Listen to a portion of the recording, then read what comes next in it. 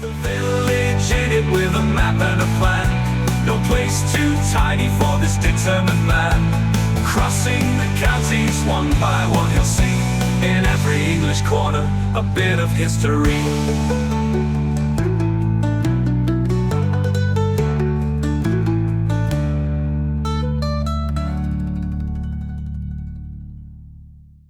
The South Kesteven series is sponsored by Gainsborough Cycles 01427 617 752. For all your cycling needs, this is your one-stop shop located at 20 Ropery Road, Gainsborough, or online at gainsboroughcycles.com. There's a link in the description. Gainsborough Cycles, ask for Trevor Halstead. Hello folks, welcome back to Lincolnshire for the first time in ages. What is this sorcery? I'm doing my home county dirty at the moment. I haven't been here for a long time. Well, we're in South Kesteven and I'm here all week. Now, one of the problems I have at this time of year is daylight, as you can probably tell right now. It's a bit dark, it's a bit murky, and the sun is trying to make its way across the horizon there. When it eventually does break through those clouds, we'll be walking around the parish of BURTON COGGLES.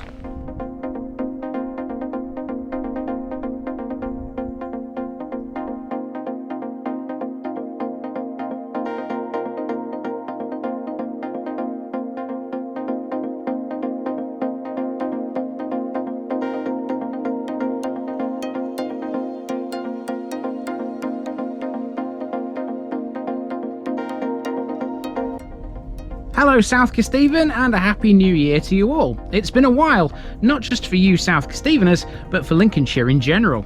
I haven't touched my home county at all for a good few months. We'll right that wrong this week with a run of parishes to the immediate east of the A1, just south of Grantham. First up we have BURTON COGGLES. The full name of this place is Burton le Coggles, and its French-sounding suffix literally means in the cobbles.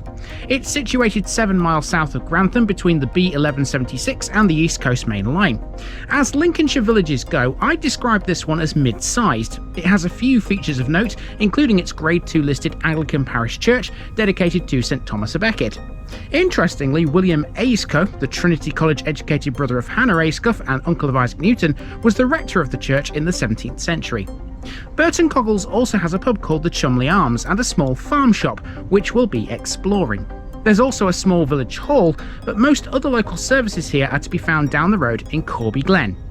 In 2011, our current King and Queen Consort Charles III and Camilla visited BURTON COGGLES, spending an hour touring the village, meeting dignitaries and school children. They even popped into the pub and the farm shop themselves.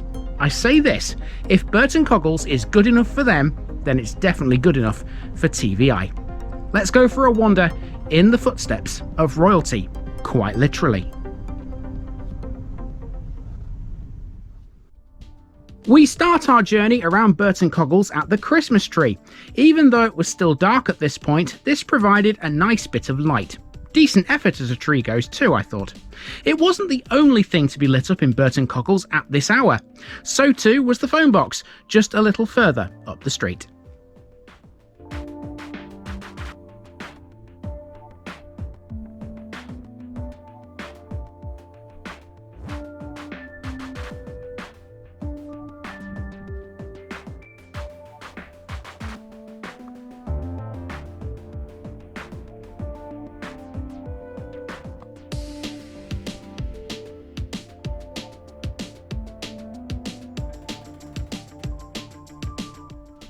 Here's the church dedicated to St Thomas a Becket. In some circles, this is instead referred to as St Thomas of Canterbury, but it's the same building. The most remarkable features of the church are its early English tower and spire, which attops it. The tower is early 13th century, built of 2 stages and unbuttressed. The belfry stage of the tower has single lancets, and there are 3 bells in there. The church's west wall has a trillobed and gabled empty niche in which may have stood a sculpture of either the martyrdom of St Thomas of Canterbury or of the Virgin and Child at one time. In the east wall there's a 3-light window matching a similar one to the west. Don't overlook the porch in this one either. It contains 2 effigies of knights, both cross-legged and wearing chainmail and surcoats. They're both early 14th century in date.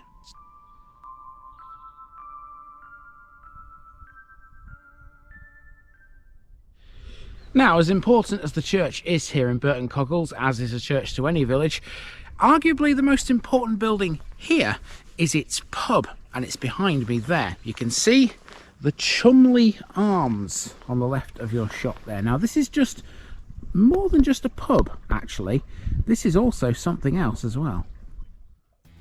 The Chumley Arms takes its name from a local landowning family. The Chumleys own the Eastern Estate, which includes parts of this very village, and they have done since 1561. As a pub, this one has struggled at times, including a period when it was closed.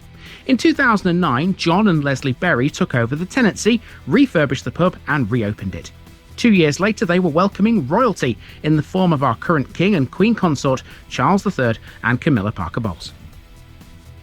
The Chumley Arms is an award-winning country pub now. It has an annex with 4 ground floor rooms and is a good place to stay for those travelling or exploring the area.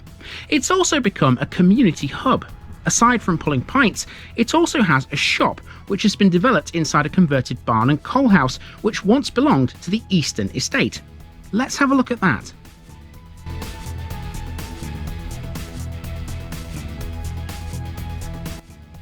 Known as Jade's these days, this was Berry's farm shop. It sells a variety of items including fresh bread, fruit and vegetables, eggs, local honey, homemade cakes, plants and flowers. It used to be run by John Berry, a skilled chef and trained butcher. The shop also therefore has a butchery with pork sausages, burgers, game, lamb and venison. It also includes a meat preparation area and has a large walk-in fridge which adjoins the shop counter. In all, this was quite the exceptional project. With the enthusiastic support of the Eastern Estate and Sir Fred Chumley in particular, this is a perfect example of a village farm shop, giving Burton Coggles and the surrounding communities an outstanding facility. When royalty came calling in 2011, Charles was apparently so impressed with the high quality of food that he grabbed a pork pie to take home with him. Now that's high praise indeed. There's nothing like royal approval. I guess the dilemma you face here is, do you visit the farm shop and then the pub for food, or do you eat first and then go into the shop for fresh supplies? It's a hard choice.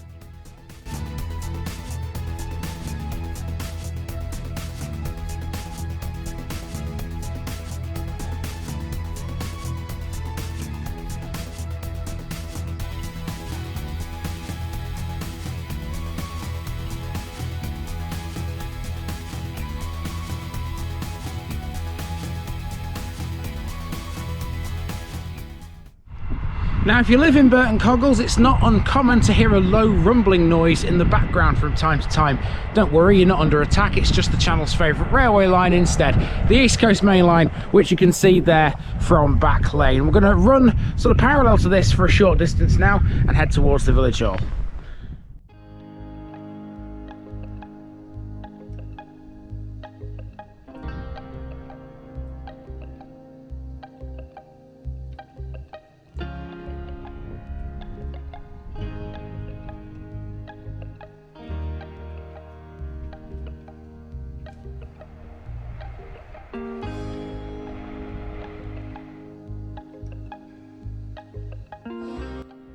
After wandering around the rest of the village, and yes, we are almost at the end already, we come to the village hall. Now, I couldn't find a great deal about this one, but you can tell from its construction that it's not ancient. It's made of wood, so I'd be inclined to guess that it's 1940s or 50s. Either way, it's still a pretty decent building for local events, and it's well used by the average Burton coggler. That is, of course, if they're not in the pub instead. Lastly on the walk, we have an old schoolhouse. Burton Coggles has no school these days, but it used to. This 2-storey building is made of coarse stone under a pitch-gabled roof of slate. It has 2 small single-storey extensions, one gabled and one lean-to, which are both likely 19th century. White's 1872 trade directory states that Burton Coggles had a free school, founded by Sir M.J. Chumley in around 1860. However, an article written in the Grantham Journal in 1982 suggests it's slightly older, instead being founded in 1851. This building, though, is much later anyway, having been built in 1880.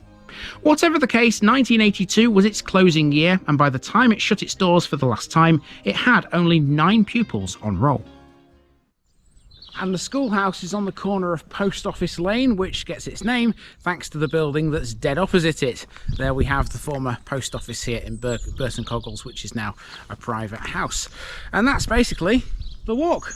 around the village. Well, save for a few more steps that way, back to the car. Beautiful place, right?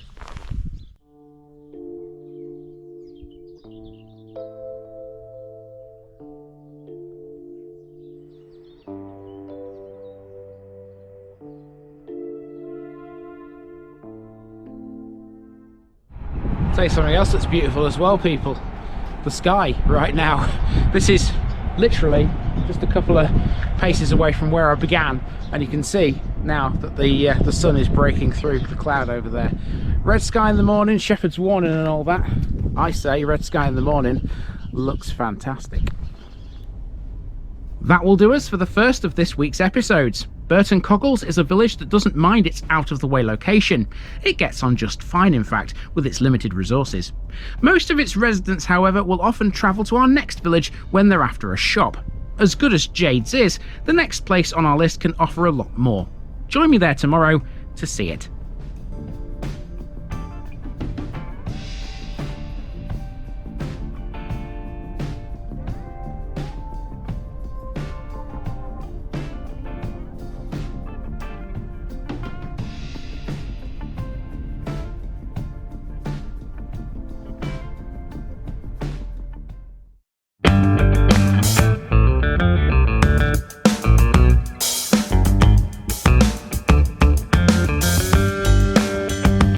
Now, just before I go, remember, this video is part of a huge project to visit every civil parish in England.